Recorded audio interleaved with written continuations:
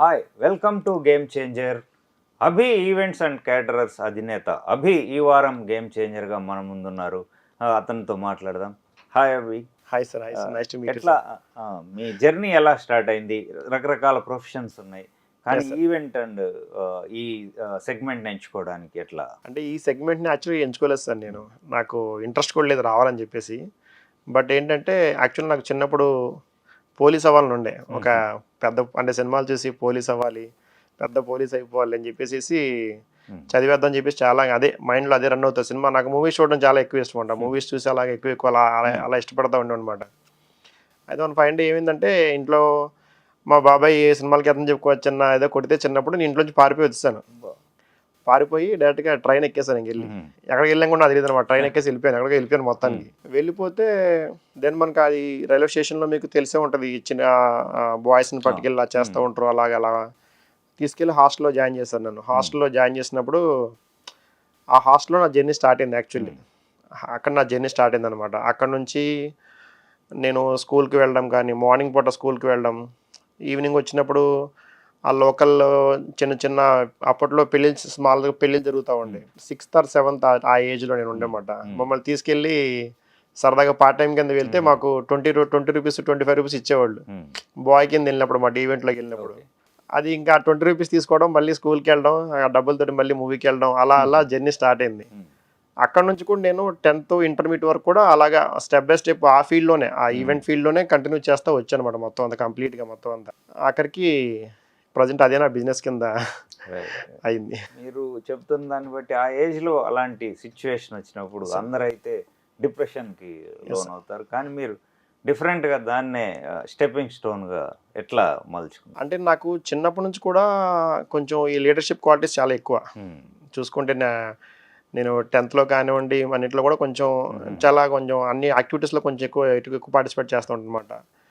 Even అప్పుడు కూడా నేను ఈవెంట్ ఫీల్డ్లో ఉన్నప్పుడు కూడా నేను ఒక టీం తయారు చేసుకొని, ఆ ఏజ్లోనే మేము ఒక టీం తయారు చేసుకుని దాంట్లో కూడా వెళ్ళి దాన్ని ఒక బిజినెస్ కింద చేసుకుని, అంటే బిజినెస్ కింద మలుచుకోవడం ఇలాంటి ఎక్కువ నాకు ఇంట్రెస్ట్ ఉండేది అనమాట. ఆ డబ్బులు తీసుకెళ్ళి నేను మళ్ళీ బయట కోర్సులు కట్టుకొని ప్రిపేర్ అవుదామని చెప్పేసి కోర్సులు కట్టుకొని అలాగా నాకు ప్యాషన్ ఇంకా ఇది అలవాటు అయిపోయింది. దీంట్లో కూడా ఏమైందంటే ఈ ఫీల్డ్లో రావడం వల్ల ఏంటంటే యాక్చువల్ నా గోల్ మర్చిపోయాను నేను. నా యాక్చువల్ గోల్ ఏదైతే ఉందో అది సైడ్ అయిపోయింది మొత్తానికి. ఇది మెయిన్ గోల్ కింద అయిపోయింది అనమాట మాకు. అది సార్. అయితే ఈవెంట్స్ చూసుకుంటే కనుక ఇన్వెస్ట్మెంట్ డ్రివెన్, పెద్ద ఇన్వెస్ట్మెంట్ అవసరం.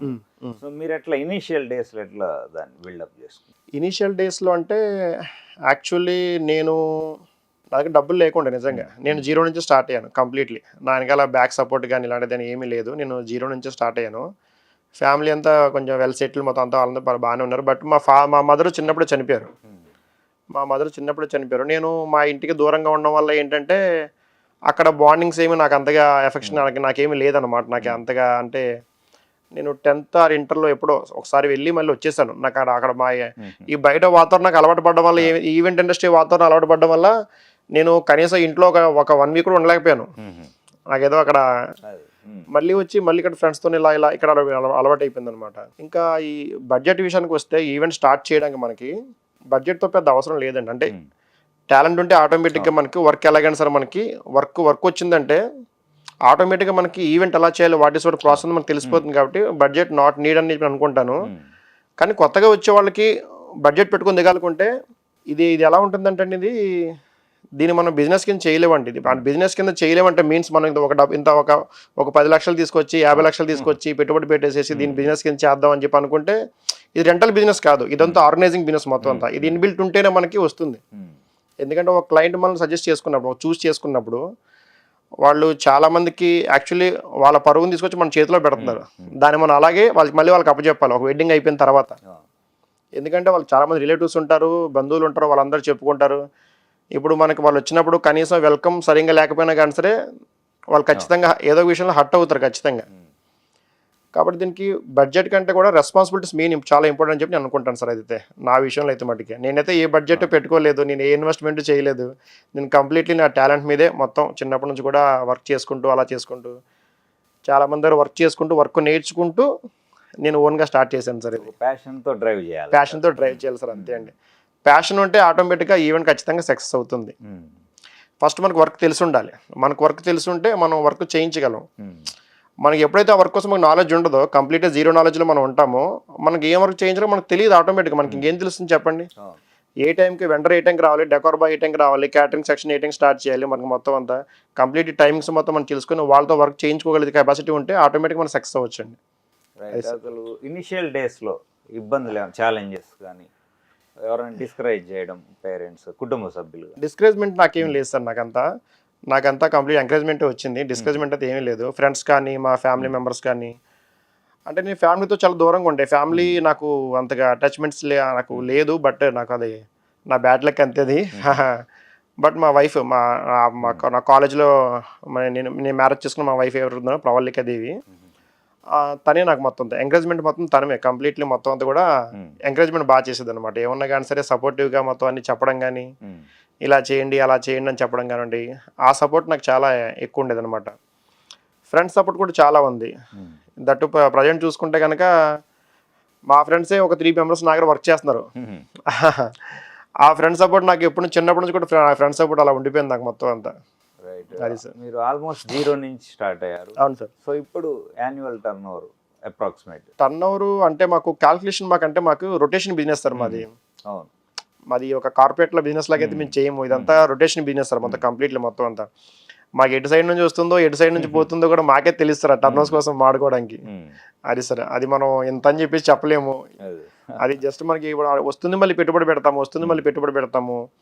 ఒక 5 lakhsలో ఈవెంట్స్ చేస్తాము, 10 lakhsలో ఈవెంట్స్ చేస్తాము, 50 lakhsలో ఈవెంట్ చేస్తాము, 1 crore ఈవెంట్ చేస్తాము. బడ్జెట్ ఎంతనే ఈవెంట్ చేస్తాం. ఏ ఈవెంట్, స్మాల్ ఈవెంట్ నుంచి బిగ్ ఈవెంట్ దాకా ఎన్ని ఈవెంట్ మేము హ్యాండిల్ చేస్తాం ఖచ్చితంగా. హైయెస్ట్ బడ్జెట్ ఎంత?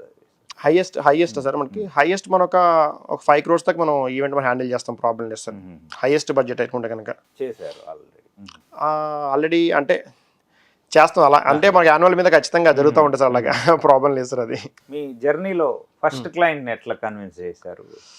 యాక్చువల్లీ ఫస్ట్ క్లయింట్ అంటే నా డిగ్రీ ఫైనల్ ఇయర్లో అండి. అప్పటికే డిగ్రీ చదువుతుండే నేను. నా డిగ్రీ ఫైనల్ ఇయర్లో ఏం జరిగిందంటే, మీకు వేరే సర్వీస్ ఉంటుంది చూసి, వేరే అంటే ఈవెంట్ సర్వీస్లో కొన్ని మినీ సర్వీస్ ఉంటాయి కొన్ని. లైక్ ఇప్పుడు ఐస్ క్రీమ్స్ కానీ, జ్యూసెస్ కానివ్వండి, లైక్ వేరే కొన్ని సర్వీసెస్ ఉంటాయి మనకి. అవి మనం ప్రొవైడ్ చేసాం. ఒక వేరే క్లయింట్కి మనం ప్రొవైడ్ చేస్తే వాళ్ళ దగ్గర వీళ్ళు మన నెంబర్ తీసుకున్నారు. నెంబర్ తీసుకుని మనల్ని యాక్చువల్లీ దానికోసమే కాంటాక్ట్ చేశారు. మాకు ఇవి కావాలని చెప్పి కాంటాక్ట్ చేశారు వాళ్ళు. ఫుల్ ఈవెంట్ మాకు వద్దండి, మాకు ఇవి కొన్ని రిక్వైర్మెంట్స్ ఉన్నవి, అవి మనకు ప్రొవైడ్ చేయండి సరిపోద్దని చెప్పారు. అప్పుడు మనం క్వశ్చన్ చేశాను, సార్ మీరు ఫుల్ ఈవెంట్ వరకు ఇచ్చారా అని చెప్పి. అంటే మనం విడివిడిగా చూసుకుంటున్నామండి మొత్తం అన్ని అని చెప్పాను అనమాట. విడివిడిగా అంటే ఇప్పుడు డెకార్ ఒకరికి, ఫుడ్ ఒకరికి, ఇలా విడివిడిగా చేసుకుంటాను వాళ్ళు చెప్పారు వాళ్ళు. వాళ్ళకి మనం ఏం చేస్తారు, ఒకసారి మాకు అవకాశం ఇచ్చి చూడండి, మేము మొత్తం అన్ని చేసి పెడతాము. టోటల్ మీకు డెకార్ కానీ ఫుడ్ కానీ, నేను ఇదే ఫీల్డ్లో ఉన్నా, నాకు మోర్ ఎక్స్పీరియన్స్ ఉందండి. వాళ్ళకి ఓపెన్గా చెప్పేసాం, సార్ మీదేమో అది ఫస్ట్ ఈవెంట్ అవుద్దని చెప్పేసి అదని చెప్పి, సార్ విడివిడిగా చేసుకుంటే లెక్కలు వేసుకుంటే నాకు ఎంత బడ్జెట్ అవుతుందండి, మరి మీరు బడ్జెట్లో చేయగలరా అని చెప్పి అడిగారండి. సార్ మీరు ఎంత బడ్జెట్ ఇచ్చినా పర్వాలేదు, మీరు ఒకసారి మాకు ఇచ్చి చూడండి అని చెప్పేసి వితౌట్ ప్రాఫిట్ ఆర్ లాస్ మనం దాన్ని వదిలేసేసి మనం దాన్ని ఈవెంట్ చేసామండి. అది యాక్చువల్లీ అది 1000 members ఈవెంట్, అది పెద్ద ఈవెంటే చేసాము స్టార్టింగ్లోనే. బట్ ఏంటంటే దాన్ని మనం ఆర్గనైజింగ్ చాలా పర్ఫెక్ట్గా చేయడం వల్ల వాళ్ళ ఫ్యామిలీస్ నుంచే మాకు గ్రోత్ స్టార్ట్ అయిందండి మొత్తం అంతా కంప్లీట్గా. That is my first opportunity sir అదంతా. రైట్ అండి. చూసుకుంటే బయట జాబ్ మార్కెట్ చాలా టఫ్ ఉంది. యూత్కి జాబ్స్ రావడం చాలా కష్టంగా ఉంది. అయితే ఎట్లా బిజినెస్లోకి రావాలనుకునే వాళ్ళకి మీరు ఇచ్చే సజెషన్? నేను అలా అని చెప్పండి సార్. అంటే జాబ్ మార్కెట్ టఫ్గా ఉందంటే యాజ్ యూజువల్ సేమ్ కూడా మా ఈవెంట్ మార్కెట్ కూడా చాలా టఫ్గా ఉందండి. మాదేమో సింపుల్గా లేదండి. ఈవెంట్ అని కాదు, జనరల్గా బిజినెస్ చేయాలనుకునే వాళ్ళు, బిజినెస్ చేసే వాళ్ళకి అది వాళ్ళ ఇంట్రెస్ట్ అండి. వాళ్ళ దేంట్లో ఫోకస్డ్గా ఉంటారో. ఇప్పుడు స్కిల్స్ అండి, ఇప్పుడు స్కిల్స్, ఇప్పుడు నేను ఉన్నానండి, నేను ఒకళ్ళ దగ్గర వర్క్ చేశాను, నేను ఒకళ్ళ దగ్గర వర్క్ చేసి నేనే ఓన్గా వర్క్ పెట్టుకున్నాను.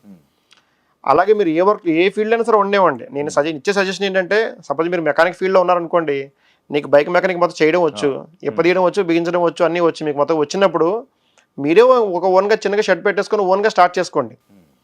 అంటే ఎప్పుడైతే మీకు ఆ ధైర్యం ఉంటుందో, ఓన్గా స్టార్ట్ చేయాలి అనే ధైర్యం ఎప్పుడైతే ఉంటుందో, ఎవరికైనా కానీ సరే ఖచ్చితంగా దే విల్ సక్సెస్. ఎందుకంటే వాళ్ళకి ఆల్రెడీ ధైర్యం స్టార్ట్ అయిపోయింది, చేద్దామని చెప్పి అనుకున్న దగ్గర వాళ్ళు ఖచ్చితంగా ఒక మెట్టు పైకి ఎక్కారు. వాళ్ళు చాలా మంది ఏం చేస్తూ ఉంటారు, భయపడిపోతూ ఉంటారు. ఎందుకు, మనకి నెలకి శాలరీ వస్తుంది కదా, ఒక 20,000 మనకు వస్తున్నాయి కదా, 10,000 మనకు వస్తుంది కదా, మనకి ఇక్కడతో సరిపోతుంది, ఈ నెల ఖర్చులు అయిపోతున్నాయి, మనకి ఇంతకు మించి ఎక్స్ట్రా వెళ్ళాల్సిన అవసరం ఏంటని చెప్పేసి రిస్క్ తీసుకోవాలి. రిస్క్ తీసుకోవడం కూడా రిస్క్ ఉంది, కానీ రిస్క్ తీసుకోకపోవడంలో కూడా రిస్క్ ఉంటుంది. రెండు ఉంటాయి సార్ మనకి అదండి. అది డిపెండింగ్ ఆన్ వాళ్ళు ఎలా ఎలా కావాలనుకుంటే అలా దాన్ని బట్టి మనకి ఉంటుంది సార్ అది. అభి గారు, మన డెస్టినేషన్ వెడ్డింగ్స్ ఈ మధ్య బాగా ట్రెండ్ అవుతున్నాయి. అవును సార్. ఎక్కువ మంది వాటిని ప్రిఫర్ చేస్తున్నారు. Yes sir. సో దాని గురించి డెస్టినేషన్ వెడ్డింగ్స్ అంటే ఈ మధ్యలో ట్రెండ్ కొంచెం స్టార్ట్ అవుతుంది సార్ మనకి. ఇప్పుడిప్పుడే మాకు కూడా కాల్స్ వస్తున్నాయి, డెస్టినేషన్ ప్లాన్ చేస్తున్నాం అని చెప్పేసి కొంతమంది కాల్ చేస్తున్నారు. బట్ మనం ప్లాన్ చేయలేదు ఇప్పుడు. అంటే డెస్టినేషన్ లోకల్ డెస్టినేషన్ ప్లాన్ చేస్తాం, కానీ మరీ డెస్టినేషన్ అంటే కొంచెం బాగా లాంగ్ సైడ్లో మనం ప్లాన్ చేయలేదు అనమాట ఇప్పటిదాకా. ట్రెండ్ అవుతుంది ఏమో, ఫ్యూచర్లో అదే ట్రెండ్ అదే మెయిన్ ఫ్రంట్లోకి రావచ్చు. లోకల్లో అందరూ కూడా ఇంకా ఈ లోకల్ వెడ్డింగ్స్ కొంచెం తగ్గిపోయి డెస్టినేషన్ అందరూ ప్లాన్ చేసుకుంటూ ఉండొచ్చు మనకు మోస్ట్లీ. అది ఫ్యూచర్లో ట్రెండ్ అయ్యే అవకాశం ఖచ్చితంగా ఉంటుందండి. సెలబ్రిటీస్ ఎక్కువ చేస్తున్నారు. యా సెలబ్రిటీస్ ఎక్కువ చేసుకుంటారు సౌండ్ సార్. ఆ డెస్టినేషన్ వెడ్డింగ్స్ అంటే మనకి రీసెంట్గా ఒక వెడ్డింగ్ విన్నాను, గోవాలో జరిగింది సంథింగ్. అది Goa beach resorts near by జరిగింది మనకి. అంటే మనకి ఎక్కువ ఏముంటుందంటే మనకి మ్యాన్ పవర్ మోర్ ఉంటుందండి. మ్యాన్ పవర్ కానీ ట్రాన్స్పోర్టేషన్ కానివ్వండి, ఇక్కడ నుంచి వెళ్ళి మనం డెస్టినేషన్ వెడ్డింగ్ చేయాలంటే చాలా కాస్ట్తో కూడుకుని పని మొత్తం అంతా కూడా. అంటే మెంబర్స్ లిమిటెడే ఉంటారు, బట్ మనకి ఏంటంటే కాస్ట్ హెవీ ఉంటుంది అనమాట. కొన్ని కోట్లలో ఉంటుంది, అది ఒక 2 కోట్లు ఉండొచ్చు, 3 కోట్లు ఉండొచ్చు, 4 కోట్లు ఉండొచ్చు, వాళ్ళ ఇష్టం, అది ఈవెంట్ బట్టి అనమాట. దాని ప్రైజింగ్ కూడా సేమ్ అంతే ఉంటుంది అనమాట. డెస్టినేషన్ వెడ్డింగ్ అంటే కొంచెం కాస్ట్లీతో కూడుకున్న పని అది మనకి. అది ఇప్పుడు బిగ్ ఈవెంట్స్ విషయానికి వస్తే కోఆర్డినేషన్ చాలా టఫ్ జాబ్. కోఆర్డినేషన్ మీ టీమ్స్ మధ్య కోఆర్డినేషన్ ఎట్లా? అంటే కోఆర్డినేషన్ సార్ మనకి యాక్చువల్లీ నేను ఈవెంట్ ఫీల్డ్లో ఉన్నప్పుడు కూడా మొత్తం అంతా ఆర్గనైజింగ్ నాకు చాలా హెవీ ఇంట్రెస్ట్ సార్ మొత్తం అంతా. అంటే అందరూ ఆన్ టైం వస్తున్నారా లేదా, వర్క్షీట్ పెట్టుకుని వర్క్షీట్ ప్రకారం కూడా మేము మొత్తం కంప్లీట్లీ మొత్తం కూడా మానిటర్ చేస్తూ ఉంటాం. అంటే అందరికి 1 డే ముందు 2 డేస్ ముందు రిమైండర్ చేస్తూ ఉంటాము. ఎవరు ఏ టైంకి రావాలి, ఏ టైంకి వర్క్ ఇవ్వాలి, ఏ టైంకి వర్క్ ఫినిష్ చేయాలి. మనకి యూజువల్గా మనకి ఏమవుద్దంటే మనకి ఆ ఈవెంట్ బిజినెస్లో మనకి హై టెన్షన్ ఉంటుందండి, చాలా టెన్షన్గా ఉంటాం మొత్తం అంతా. ఆ టెన్షన్ ఎలా ఉంటుందంటే ఎవరన్నా ఆ వెంటనే ఆ టైంకి రాకపోతే మనకు చెమటలు పట్టేస్తాయి ఇక్కడ మొత్తం అంతా, అంత టెన్షన్ ఉంటుంది. అది మేము స్టార్టింగ్ స్టేజ్లో ఫేస్ చేసాం చాలా మట్టుకి. బిగ్ ఈవెంట్స్ విషయానికి వస్తే టీమ్ మేనేజ్మెంట్ అట్లాగే కోఆర్డినేషన్ చాలా ముఖ్యం. మీరు ఎట్లా సమన్వయం సాధిస్తారు దాన్ని? బిగ్ ఈవెంట్స్కి వస్తే కనుక సార్ మనం స్టార్టింగ్ చేసిన ఒక బిగ్ ఈవెంట్లోనే మనం చిన్నప్పుడు చిన్న ఈవెంట్స్ లాంటివి చేసినప్పుడు కొన్ని ఈవెంట్స్ చేసినప్పుడు స్టార్టింగ్ స్టేజ్లో ఉన్నప్పుడు మేము చాలా స్ట్రగుల్ అయ్యాం మొత్తం అంతా. అంటే స్ట్రగుల్ మీన్స్ మనకి ఏంటంటే మనం కంప్లీట్లీ బిలీవ్ చేస్తాం వెండర్ని. వాళ్ళ టైం చెప్తే ఆ టైంకి వచ్చేస్తాం, మనం కంప్లీట్ బిలీవ్లో ఉంటాం మొత్తం అంతా. స్టార్టింగ్లో మనకు ఆ నాలెడ్జ్ లేక మనం కొంచెం చాలా స్ట్రగుల్ అయ్యాం మొత్తం అంతా. ఆర్గనైజింగ్ లెవెల్ కానివ్వండి, మొత్తం ఇవన్నీ కొంచెం స్ట్రగుల్ అవ్వడం కానీ, క్లయింట్ దగ్గర కంప్లైంట్స్ కానివ్వండి, ఇలాంటి చాలా విన్నాం మొత్తం. దాని తర్వాత నేనేం చేశానంటే ఒక షెడ్యూల్ పెట్టేసుకున్నాను. ఇంకా ఖచ్చితంగా ప్రాపర్ వర్క్షీట్ పెట్టేసుకున్నాను. ఇంకా ఇలాగే ఉండాలి, ఇలా ఉంటేనే మనకు జరుగుతుంది, లేకపోతే జరగదని చెప్పేసి ఒక వర్క్షీట్ పెట్టేసుకొని అన్నీ ఆన్ టైం మొత్తం అంతా. నేను నా కింద టీం కానివ్వండి, నా సూపర్వైజర్లో ఒక 4 మెంబర్స్ ఉంటారు సార్ మొత్తం అంతా. అంటే ఇప్పుడు సూపర్వైజర్ టీం మీకు ఎలా ఉంటుందంటే సార్, నాది ఓన్ క్యాటరింగ్ మొత్తం అంతా. ఫుడ్ ప్రొడక్షన్ మొత్తం మా ఓనేనండి. మేము బయట వెంటర్ దగ్గరికి వెళ్ళాం ఫుడ్ ప్రొడక్షన్ సార్. నాది ఓన్ క్యాటరర్స్ ఉందన్నమాట మొత్తం అంతా. క్యాటరర్స్ టీం అంతా మా ఓనే మొత్తం, వాళ్ళ మంత్లీ శాలరీస్ మొత్తం అంతా. ఆ టీంకి ఒక సూపర్వైజర్ అనమాట మొత్తం అంతా. తను కంప్లీట్లీ మొత్తం అంతా కూడా ఫుడ్ మేనేజ్మెంట్ మొత్తం చూసుకుంటారు. నెక్స్ట్ డెకార్ టీమ్కి ఒక సూపర్వైజరు, తను మొత్తం డెకార్ టీమ్ అంతా మేనేజ్ చేస్తారు మొత్తం అంతా. రిమైనింగ్ ఈవెంట్స్ మొత్తం అంతా దానికి మళ్ళీ ఒక సూపర్వైజరు. వీళ్ళందరికీ పైన ఒక హెడ్ సూపర్వైజరు, వాళ్ళపైన నేను ఉంటాను. నేను ఉండే మానిటర్ చేసుకుంటాను మొత్తం అంతా. ఈవెంట్కి వెన్యూస్కి మొత్తం 2 డేస్ ముందు 3 డేస్ ముందు మొత్తం రెక్కి చేసుకోవడం, మొత్తం కంప్లీట్ మెజర్మెంట్స్ తీసుకోవడం కానివ్వండి, A to Z మొత్తం కూడా ఒక ప్లాన్ ప్రకారం వెళ్ళిపోతాం మొత్తం అది సార్. దీనివల్ల మాకు ఏమవుద్దంటే ఎక్కడ డిస్టర్బెన్స్ కానీ ఏమి కానీ రాదు, ఈ మిస్కమ్యూనికేషన్ లాంటివి ఏమకుండా ఉంటాయి. కంప్లీట్లీ మనం ఏంటంటే వెండర్స్తో వర్క్ బాగా చేయించుకోవాలి ముఖ్యంగా. లాస్ట్ మినిట్ క్యాన్సిలేషన్స్, ప్లాన్లో చేంజెస్ వచ్చినప్పుడు ఎట్లా మేనేజ్? లాస్ట్ మినిట్స్ క్యాన్సిలేషన్ జరిగినప్పుడు అప్పుడు మనం ఏం చేయలేం సార్. ఇంకా అంటే ఒక వెడ్డింగ్ క్యాన్సిల్ అయిందంటే, ఒక ఈవెంట్ క్యాన్సిల్ అయిందంటే అది సమ్ ఆఫ్ కొన్ని రీజన్స్ వల్ల క్యాన్సిల్ అవుద్ది. అది ఎవరో కావాలని చెప్పి క్యాన్సిల్ చేసుకోరు. బట్ ఇంకా చేంజెస్ అయినప్పుడు మేము మేనేజ్ చేస్తాం, ప్రాబ్లం ఇస్తాను. ఏమైనా ఈవెంట్ ప్లాన్ చేంజ్ అయినప్పుడు అంటే కొంతమంది మనకి కొన్ని చోట అడ్వాన్స్లో పే చేసేస్తాము, కొన్ని మొత్తం అంతా చాలా ఇబ్బంది పడతాం మొత్తం అంతా. ఒక ఈవెంట్ క్యాన్సిల్ అయిందంటే ఆల్మోస్ట్ మొత్తం సెటప్ చేసుకుంటాం మొత్తం అంతా.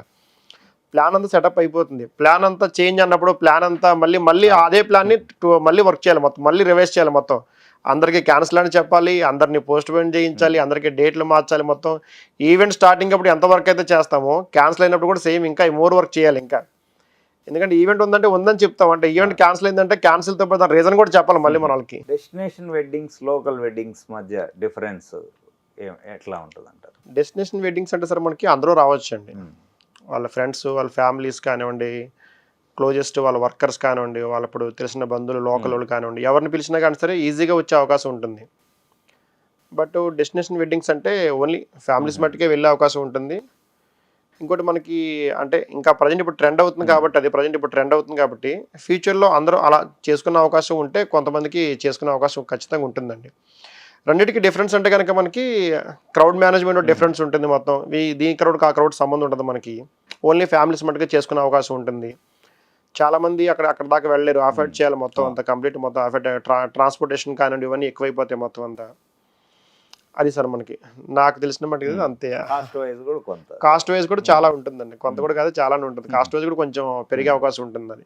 అది సార్ చాలా పెరిగే అవకాశం ఉంటుంది. ఇప్పుడు సోషల్ మీడియా, ఇన్స్టాగ్రామ్ ట్రెండ్స్ ఈ ఇండస్ట్రీ మీద ఎట్లాంటి చేంజెస్ ఏమైనా ఎఫెక్ట్? అంటే సోషల్ మీడియా సార్ ఇప్పుడు ఎలా ఉందంటే ప్రతి ఒక్క గ్రామంలో ప్రతి ఒక్క మూలలో కూడా సోషల్ మీడియా వల్ల ప్లస్ పాయింటే ఉంటుందండి. ఎందుకంటే ఎక్కడో ఊరి చివర మేము ఇక్కడ ఈవెంట్, మీ సిటీలో ఈవెంట్ చేస్తే ఎక్కడో ఊరి చివర ఎవరో ఏమైనా పని లేకుండా ఖాళీగా ఉన్నా కానీ సరే వాళ్ళకి ఇది రీచ్ అవడం వల్ల వాళ్ళు కూడా ఇలా చేసుకోవచ్చు, ఇలా ఈవెంట్ చేసుకోవచ్చు, ఇలా మనం ఒక వర్క్ పెట్టుకోవచ్చు. సపోజ్ ఆ ఊళ్ళో సౌండ్ లేదనుకో సౌండ్ పెట్టుకోవచ్చు, లేదా డెకార్ పెట్టుకోవచ్చు. ఆ లోకల్ వాళ్ళకి సర్వీస్ ఇవ్వచ్చు, తక్కువ బడ్జెట్లో సర్వీస్ ఇవ్వచ్చు అని ఇప్పుడు ఈ సోషల్ మీడియా ఉండడం బట్టే వాళ్ళకి తెలిసిందండి. లేకపోతే వాళ్ళకి జాబ్స్ క్రియేట్ అవుతాయి, వాళ్ళ మెంటాలిటీ మారుతుంది, మైండ్ సెట్ మారుతుంది, కాంపిటీషన్ పెరిగే అవకాశం చాలా ఉంటుంది కానివ్వండి. కానీ అందరికీ జాబ్స్ వచ్చే అవకాశం ఉంటుంది. ఇప్పుడు ఒకే రోజు 10 పెళ్ళి ఉంటే నేను 10 పెళ్ళిళ్ళు చేయలేను కదండి, ఒక పెళ్ళే చేయగలను. దీనివల్ల ఏముంటుందో అందరికీ వర్క్ వచ్చే అవకాశం ఉంటుంది. ఆ క్లయింట్స్కి వర్క్ తగ్గిపోతుంది. ఈ మోర్గా ఈవెంట్ అందరూ అవైలబుల్ ఉంటారు కాబట్టి క్లయింట్స్కి వర్క్ తగ్గిపోతుంది. కాబట్టి ఖచ్చితంగా అది ప్లస్ అనే చెప్తాను నేనైతే సోషల్ మీడియా ఉండడం వల్ల. రైట్. ఇప్పుడు మీరు ఎట్లా hard work or smart work ఏది బిలీవ్ చేస్తారు? నేను కంప్లీట్లీ చిన్నప్పటి నుంచి హార్డ్ వర్కర్నేనండి. హార్డ్ వర్క్లో స్మార్ట్ వర్క్ మిక్స్ చేసే చేస్తాను నేను ఖచ్చితంగా. మోస్ట్లీ మనకి ఇప్పుడు మనకి హార్డ్ వర్క్ చేసిన దగ్గర హార్డ్ వర్క్ చేయకపోతే స్మార్ట్ వర్క్ చేయకపోతే ఖచ్చితంగా మనకు అవదండి. మనం నించోని కమాండ్ చేస్తే కనుక అది అవ్వదు సార్ మనకి. మనం వాళ్ళతో పాటు కలిసి చేసుకుంటూ వెళ్తేనే వర్క్ జరుగుతుందండి. అక్కడ రెండు మిక్స్ చేస్తే ఖచ్చితంగా. ఎందుకంటే నాకు స్మార్ట్ వర్క్ నాకు ఎలా తెలుసు కాబట్టి హార్డ్ వర్కే sir main important. Hard work చేసుకుంటేనే మనం వెళ్తే సరిపోతుంది సార్ మనకి. ఇప్పుడు ఎట్లా టీమ్ వర్క్ మెయిన్, టెక్నాలజీని వాడుకోవడం మేజర్ అంటారు ఎట్లా సార్? ప్రజెంట్ మనకి అంటే మేమున్న స్టార్టింగ్ స్టేజ్లో మనకైతే మనం టీం వర్క్ మాకు చాలా ఇంపార్టెంట్ సార్ అప్పట్లో. ప్రజెంట్ మా టీం చాలా బాగుంటుందండి. మా టీం అంతా కూర్చొని డిస్కస్ చేసుకోవడం కానండి, ఒక ఈవెంట్ కోసం ఒక క్లయింట్ మా దగ్గరకు వచ్చాడంటే ఆ టీం మనకు వాళ్ళకి మాకు ఎక్స్ప్లెయిన్ చేసినప్పుడు నేను సేమ్ అలాగే నేను నా స్టైల్లో దీన్ని ఎలా చేయొచ్చు, స్మార్ట్గా దీన్ని ఎలా చేయొచ్చు, వర్క్ని దీన్ని ఎలాగా చేస్తే బాగుంటుంది. ఇంకోటి ఏంటంటే వాళ్ళు చెప్పని కూడా మేము యాడ్ చేస్తాం. వాళ్ళు చెప్పని కొన్ని చేసి సర్ప్రైజ్ కూడా చేస్తాం క్లయింట్ని. ఇది మేము చెప్పలేదు కదండి మీరు బాగానే చేశారని చెప్పి వాళ్ళు ఖచ్చితంగా అడుగుతారు. ఇవి చేసినప్పుడు మనకి ఎలా ఉంటుందంటే ఇప్పుడు టెక్నాలజీ లేనిది మనకి ఇప్పుడు లేదు కదా. మనం ట్రెండ్ ఫాలో అయిపోవాలి. మనం అదే ట్రెండ్లో ఉంటే అయిపోదండి. ఇప్పుడు మనకు ఓల్డ్ ఇప్పుడు నేను 2 years బ్యాక్ చేసినట్టు ఈవెంట్ ఇప్పుడు చేస్తా అంటే మనకి ఇప్పుడు అవ్వదండి. స్టెప్ బై స్టెప్ మనము ట్రెండ్ క్రియేట్ చేసుకుంటూ వెళ్తేనే రేపు మనకి ఆపర్చునిటీ వస్తుంది. లేకపోతే ఇంకోటి వచ్చి ట్రెండ్ క్రియేట్ చేస్తాం, మనం బ్యాక్ స్టెప్ వేస్తాం ఖచ్చితంగా. ఆ ట్రెండ్ మనమే క్రియేట్ చేసుకోవాలండి. మనం క్రియేట్ చేస్తేనే ఫీల్డ్లో ఉంటాం, లేకపోతే ఫీల్డ్లో ఉండవండి. గ్యారంటీగా ఫీల్డ్లో ఉండవు. నువ్వు 1 year బ్యాక్ అలా ఈవెంట్ చేస్తావు, అదే ఈవెంట్ మళ్ళీ ఇప్పుడు చేస్తుంటే అవ్వదండి. ఇప్పుడు ప్రజెంట్ ఎలా చేస్తే స్టెప్ బై స్టెప్ సార్ ప్రతి ఈవెంట్ కండి. ఇప్పుడు ఈ ఈవెంట్ ఎలా చేసామంటే నెక్స్ట్ ఈవెంట్ ఇంకెంత డిఫరెంట్గా చేయొచ్చు, ఆ పై వచ్చి నెక్స్ట్ ఈవెంట్ ఇంకెంత డిఫరెంట్గా చేయొచ్చు. మేము స్టార్టింగ్ ఇప్పుడు ₹1,00,000 ఈవెంట్ చేసామండి, ఇప్పుడు ₹1,00,00,000 ఈవెంట్ కూడా చేయగలం అంటే అలా థింక్ చేసుకుంటే పైకి వచ్చాం మేము. నేను ఆ 1 lakh అక్కడే ఉండిపోయి ఉంటే అలాగే చేసుకుంటే నేను అక్కడే ఉండేవాడిని సార్ మొత్తం అంతా. అది స్టెప్ బై స్టెప్ ఇంక్రీజ్ అవ్వకుంటూ దాన్ని మనం టెక్నాలజీ ఎలా వాడుకోవాలి పైకి రావడానికి, అది చేసుకుంటే సరిపోతుంది సార్ మనకి. కదండి రైట్. ఇప్పుడు కొత్తగా రావాలనుకునే వాళ్ళకి కానీ ఈ ఇండస్ట్రీ పొటెన్షియల్ ఎంత ఉంది, అట్లాగే స్టేట్ వైజ్ కావచ్చు, Tier 2 cities-లో ఈ ఫీల్డ్ చాలా బాగుంటుందండి. అంటే మనకి ఇప్పుడు 1 yearలో మీరు ఒక 3-4 months హెవీగా వర్క్ చేయాలి ఖచ్చితంగా. ఆ స్టామినా 100% ఖచ్చితంగా ఉండాలి. మెంటల్ టెన్షన్స్ ఎక్కువ ఉంటాయి, మొత్తం అంతా ప్రెజర్ ఎక్కువ ఉంటుంది. కంప్లీట్లీ ఎలా ఉంటుందంటే చాలా చాలా చాలా చాలా రెస్పాన్సిబిలిటీగా వర్క్ చేయాలి మొత్తం కంప్లీట్గా. ఏదో ఆడుకుంటూ పాడుకుంటూ చేస్తే కనుక అది అయ్యే ఫీల్డ్ కాదు సార్. ఇది మనకి చాలా ఛాలెంజింగ్ ఫీల్డ్ అండి. ఎందుకంటే ఒక మనిషి మనం నమ్మి మనకి ఈవెంట్ ఇస్తున్నారంటే ఖచ్చితంగా ఆ నమ్మకాన్ని మనం ఖచ్చితంగా కాపాడి తీరాలి. ఉమ్. లేకపోతే ఈ ఫీల్డ్లో మనం సర్వే అవ్వలేము. మనం ఎన్ని ఈవెంట్లు చేసినా కానీ సరే, మీరు ఎన్ని ఈవెంట్లు చేసినా కానీ సరే ఖచ్చితంగా కొలాప్స్ అయిపోతాం ఖచ్చితంగా. 100% టైమింగ్ ఉండాలంటే టైమింగ్, పంచువాలిటీ మొత్తం అంతా కంప్లీట్గా చాలా బాగా ముందు మేనేజింగ్ స్కిల్స్ చాలా బాగా వచ్చి ఉండాలి సార్ మనకు. కదండి, అలా ఉంటేనే ఫీల్డ్లో సర్వే అవ్వగలం. అలా ఉన్న వాళ్ళు ఎవరైనా సార్ రావచ్చు ఫీల్డ్లోకి, ఈజీగా రావచ్చు, ప్రాబ్లం లేదు సార్. అవి events future plans. Future plans అంటే ఇంకా ఏం లేదు సార్, పెద్ద పెద్ద ఈవెంట్స్ చేయడమే మా ఫ్యూచర్ ప్లాన్స్ అండి. స్టెప్ బై వన్ అంటే పైకి వెళ్ళాలి. ఇంకా అలాగా అంటే మా స్టాఫ్ అందరూ కూడా, నా ఫ్యూచర్ ప్లాన్ ఏంటంటే కొంచెం పెద్ద ఈవెంట్స్ చేయాలి.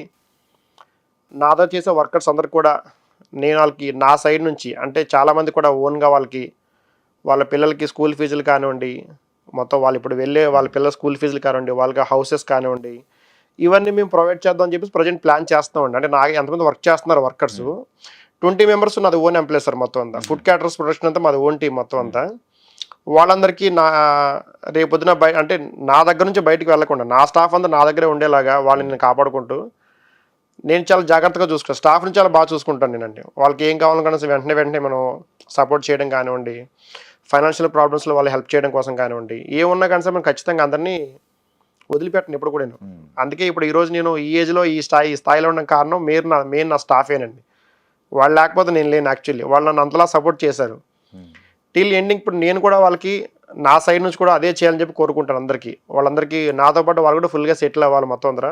వాళ్ళు హ్యాపీగా ఉండాలి నాతో పాటు. నేను ఒక్కనే హ్యాపీగా ఉంటే సరిపోదు, నా స్టాఫ్ కూడా హ్యాపీగా ఉండాలి. ఇప్పుడు కొత్తగా బిజినెస్లోకి రావాలనుకున్న వాళ్ళకి గవర్నమెంట్ సపోర్ట్, బ్యాంకుల సపోర్ట్ ఎలా ఉండాలని మీ అంటే ప్రజెంట్ సార్ మనకి ఈ ఈవెంట్ ఇండస్ట్రీ ఫీల్డ్ ఏదైతే ఉందో అదే మనకి మెయిన్ ఫోకస్లో ఉంది ప్రజెంట్ బిజినెస్. ఇప్పుడు ఫ్రంట్ గ్రౌండ్లో మనకి అది ఇప్పుడు చాలా ఇంకా హైప్ వస్తుంది మొత్తం అంతా. దీని మీద గవర్నమెంట్ కూడా కొంచెం డెసిషన్స్ తీసుకొని వాళ్ళకైనా ఫెసిలిటీస్ కానివ్వండి, అంటే కొంతమంది ప్లాన్ ఉంటుంది, ఎలా చేయాలో ఉంటుంది, నాలెడ్జ్ ఉంటుంది, టాలెంట్ ఉంటుంది, అంతా ఉంటుంది. కాకపోతే ఏంటంటే వాళ్ళ దగ్గర రావడానికి అమౌంట్ ఉండదు, బడ్జెట్ ఉండదు. ఎందుకంటే వాళ్ళు స్టార్టింగ్ నుంచి ఈ ఫీల్డ్లో ఉంటే వాళ్ళకి ఎలాగోలా వచ్చే అవకాశం ఉంటుంది. బట్ ఏంటంటే కొత్తగా స్టార్ట్ చేసే వాళ్ళకి ఏంటంటే అన్నీ ఉన్నా కానీ సరే వాళ్ళకి ఏదో వెనక్కి లాగేస్తుంటుంది అనమాట. వాళ్ళకు కూడా గవర్నమెంట్ ఏమైనా కొన్ని ఇలా ప్లాన్స్ తీసుకొని వాళ్ళ కొంచెం టాలెంట్ అయి గుర్తించి దానికి సంబంధించిన ఫైనాన్షియల్ సపోర్ట్స్ కానివ్వండి, స్కీమ్స్ కానివ్వండి, అలాంటి ప్రొవైడ్ చేస్తే అది బాగుండే అవకాశం ఉంటుంది సార్ ఖచ్చితంగా. చివరిగా మీ డ్రీమ్ అండ్ ఎయిమ్? నా డ్రీమ్ అండ్ ఎయిమ్ అంటే మీకు చెప్పాను కదా స్టార్టింగ్లో, నేను ఇలాగ ఇంట్లోంచి పారిపోయి వచ్చాను ఇలా జరిగిందని చెప్పేసి. అప్పుడు నేను పెరిగిందంతా హాస్టల్లోనే. చిన్నపిల్లల మధ్యలో, నేను చిన్నపిల్లనే కదండి, చిన్నపిల్లల మధ్యలో అందరం అలా పెరుగుతూ ఉండేవాళ్ళం. బట్ నాకు అప్పుడు అంత పెద్ద నాలెడ్జ్ లేదు దానికోసం. వాళ్ళతో పాటు తిరగడం, వాళ్ళతో పాటు ఉండడం, అలా బయటికి వెళ్ళడం, స్కూల్కి వెళ్ళడం, తిరగడం, మొత్తం ఇవన్నీ జరిగేవాడిని. ఒక విధంగా చెప్పాలంటే ఈ రోజు ఈ స్టేజ్లో ఉన్న సంగతి నాకు కూడా ఆ విషయం నాకే తెలియదు. నా డ్రీమ్ ప్రాజెక్ట్ ఏమైనా ఉంది అనుకుంటే కనుక, నా డ్రీమ్ ఫుల్ఫిల్ అవ్వాలనుకుంటే కనుక పెద్ద పెద్ద ఈవెంట్స్ చేసి, నా స్థాయికి మించి ఈవెంట్స్ చేసి, పెద్ద ఈవెంట్స్ చేసి, నేను ఎక్కడైతే పెరిగానో చిన్నపిల్లలు వాళ్ళందరూ కూడా అలాగా వాళ్ళందరికీ ఫ్రీ ఎడ్యుకేషన్ లాంటిది ఏమైనా ప్రొవైడ్ చేయాలి. కుదిరితే ఒక ట్రస్టే పెట్టాలి అవసరమైతే. నేను నా సైడ్ నుంచి కూడా పిల్లల్ని అలా చదివించాలని చెప్పేసి నాకు అదో డ్రీమ్ ఉంది. దేవుడి దేవల్ల ఆ డ్రీమ్ ఖచ్చితంగా నెరవేరుద్ది కూడా. నెరవేరేలాగే ఈవెంట్స్ చేస్తాను నేను 100%. Thank you very much. Thank you so much sir. ఇది అభితో ఇంటరాక్షన్. వచ్చే వారం మరో గేమ్ చేంజర్తో కలుద్దాం. బై.